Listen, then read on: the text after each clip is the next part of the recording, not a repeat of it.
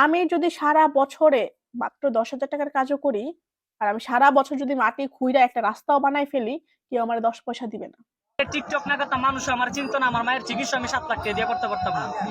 আমার আজকের ভিডিওটা হচ্ছে তাদের জন্য যারা মিডিয়াতে কাজ করতে খুব ভয় পান বা হচ্ছে খুব লজ্জা পান, পরের কথাকে এত প্রায়োরিটি দেন।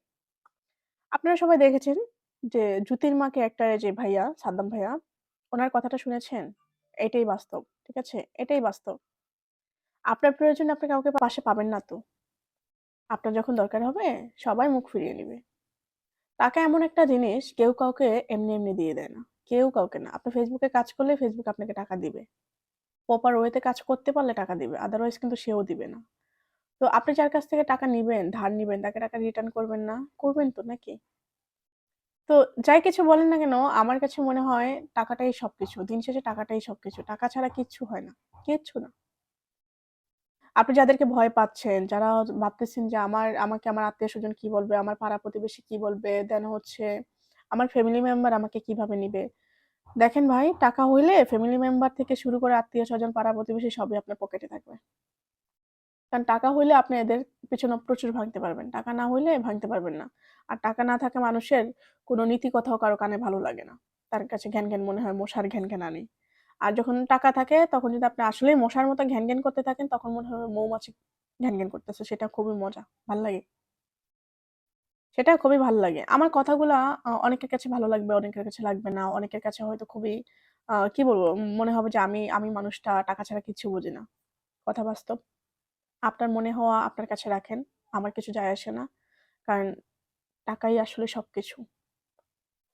টাকাই সবকিছু। এই পৃথিবীতে দেখছেন? কয়টা দেখছেন? কারে দেখছেন যে টাকা ছাড়া ভালো আছে?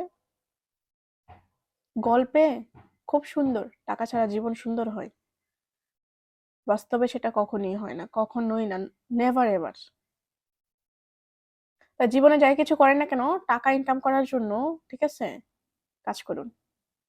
আর যারা মিডিয়াতে কাজ করতে চান, ফেসবুকে, ইউটিউবে, ইনস্টাগ্রাম, যেখানে টিকটক, যেখানে কাজ করেন না কেন, আমি বলবো কাজ করেন। কাজ করেন। বসে থাইকেন না। সবাই আপনাকে ১ম দিকে খুবই ছোট করে দেখবে। সবাই আপনাকে হাজারটা কথা বলবে। কমেন্ট বক্স ভরে যাবে বাজে মন্তব্যে। কিন্তু মন খারাপ করবেন না। এটাই আপনার পথ চলা।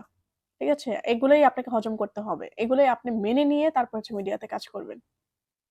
আমিও ১ম ভাবতাম আমাকে কে কি বলবে? আরে কমেন্ট বক্সে যখন হচ্ছে আমার বাজে মেসেজ আসতো বা বাজে কমেন্ট আসতো, দেন ইনবক্সে বাজে মেসেজ আসতো, ঠিক আছে? তখন খুবই খারাপ লাগতো। আমার কাছে মনে হতো মানুষ কেন এরকমের?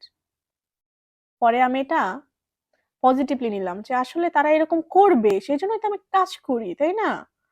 আমি তো কাজটা করি যেন তারা আমাকে কিছু একটা বলে। সেটা ব্যাড, গুড, এনিথিং। নাহলে আমি মিডিয়াতে কাজ করতে আসছি কিসের জন্য? কেন? আমি এত নাচতেছি, গাইতেছি, রান্না করতেছি, ঠিক আছে? ব্লগ বানাইতেছি, হোয়াই? আপনারা দেখবেন সেই জন্যই তো নাকি? পাবলিক দেখবে, সে কমেন্ট করবে, সে লাইক দিবে, সে আমাকে উম এংরি ইমোজি দিবে, সে আমাকে সেই ফানি ইমোজি দিবে, ঠিক আছে? সো যেটাই দেখ সেটাই তো আমার দরকার। সে আমাকে একটা ব্যাড কমেন্ট দিবে, সে আমাকে গুড কমেন্ট দিবে, সবই আমারই দরকার। বাট দেখেন ডিফারেন্সটা কোথায়? যে ব্যাড কমেন্ট দিল, সমস্যা তার হবে, আমার না। ওকে? আমি তো ফিল্টার করে ফেলবো। আমি সেটিংসে যেয়ে ফিল্টার করে ফেলবো। বাট যে ব্যাড কমেন্ট করলো, সে কি করবে? আমাকে বুঝান।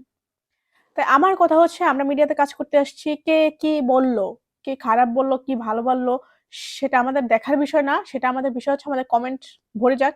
ঠিক আছে? আমাদের ইনবক্সে চলে আসুক। কোনো ম্যাটার না। আমার ম্যাটার না। আমার দিন শেষে টাকা আসতে হবে। আমি এটা জানি। আমি যদি সারা বছরে মাত্র ১০,০০০ টাকার কাজও করি, আর আমি সারা বছর যদি মাটি খুইড়া একটা রাস্তাও বানায় ফেলি, কেউ আমারে ১০ পয়সা দিবে না। সো কখনোই হতাশ হবেন না। আপনি বিনা কারণে, ঠিক আছে? কোনো কি বলে? কোনো বেনিফিট ছাড়া কাজ করেন।